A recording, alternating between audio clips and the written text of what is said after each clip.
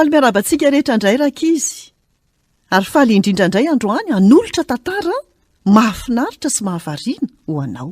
Enoy tsara ary. Nafahana tao am-ponja i Petera. Asan'ny apôstôly toko 12.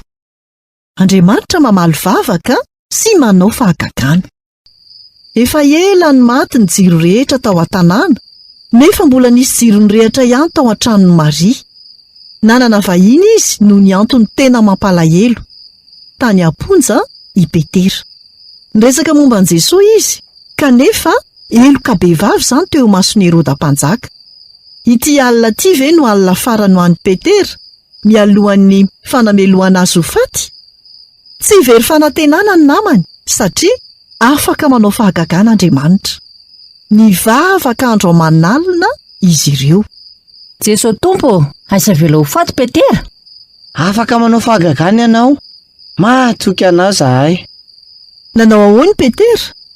Te hanao tompo-maso izay miseho ao anatin'ny fonja ve ianao? Ny Baiboly dia toy ny varavarankely izay ahafahantsika mahita ny zavatra niainan'ny olona niaraka tamin'i Jesosy tamin'ny lasa. Matory Petera, ahoana re no ahitany torimaso e? Kanefa ity no alina mialohan'ny fanamelohana azy ho faty. Oh, hitanao ve? Novatorana rojo vita ampiambina roa izy. Ary misy roa hafa ihany koa mitsangana eo am-baravarana. Tandindondoza ny ain'i Petera, ary nivavaka ho azy tsy tapaka ny namany. Tsy azon'ireo sary an-tsaina nefa izay hitranga tamin'iny alina iny tao amin'ny efitra figadrany. Tampoka teo dia misy hazavana namirapiratra. Nisy anjely niseho tampoka teo akaikin'i Petera. Mitsangana, anaovo ny kapanao, tafino lambanao ka manaraha. Nivoaka i Petera ary nanaraka azy. Noheveriny fa tao anaty nofy izy. Rehefa tapaka ny rojo vita amin'ny Petera dia tsy nisy mpiambina na tsikaritra ny fihetsiny.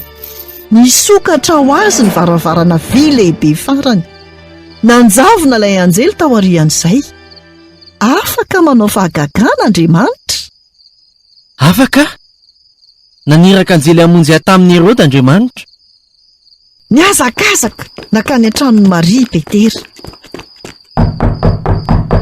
Iza moa izao? Petera ihany. Faly be i Herôda rehefa nandre ny feony. Hany ka adinony namono varavarana, fa niazakazaka nakany amin'ny afo izy. Tsory eo am-baravarana Petera? Adala ianao, tsy afaka ho tanteraka izany. Eny, manome toky anareo aho fa fantatro ny feony. Skafio! Tena izy io, nanao fahagagana Andriamanitra. Petera, ahoana ny fomba mivoahanao tao am-ponja? No tantarain'i Petera tamin'ny namany ny zavatra rehetra. Afaka manao fahagagana sy mamaly vavaka amin'ny fomba mahagaga Andriamanitra. Na amin'izao andro izao aza dia manao fahagagana isan-karazany izy, na lehibe na kely. Afaka matoky azy ianao. Izay indray no anjara hafatra ho antsika tamin'ity anio ity. Tahiny tompo daholo, nanolotra ny tantara zokomy.